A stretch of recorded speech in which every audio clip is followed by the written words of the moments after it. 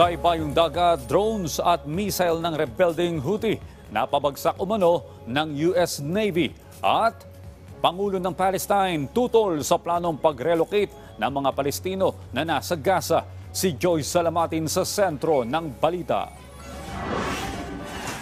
Pinabagsak ng US Navy ang hindi bababa sa 20 missiles at drones na pinalipad ng Houthi rebels mula sa Yemen. Kinabibilangan ito ng 18 one-way attack drones, 2 anti-ship cruise missiles at 1 anti-ship ballistic missile. Ayon sa Central Command ng Estados Unidos, ito na ang pinakamalaking Houthi attacks na nangyari sa Red Sea. Tinawag din ito ng US na complex attack na isinagawa ng mga Iranian-backed militant. Mariin namang kinondena ng US Ambassador sa United Nations ang pagsuporta ng Iran sa mga pag-atake ng Houthi sa Red Sea. Tutol si Palestinian President Mahmoud Abbas sa planong pagpapalipat sa mga Palestinong naninirahan sa Gaza.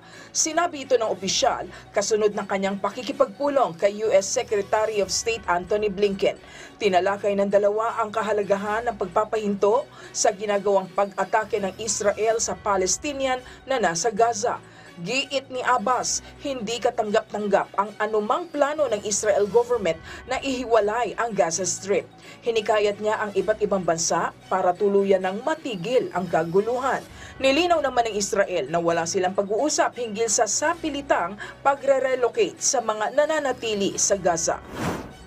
Matapos ang 5 taon, tila naghint ang poker face hitmaker na si Lady Gaga sa kanyang music comeback.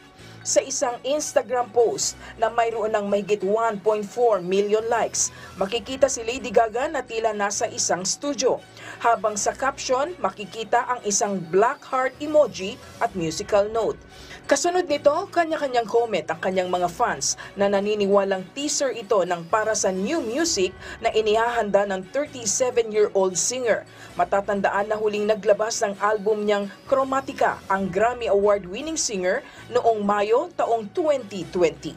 Joyce Salamatin para sa Bayan.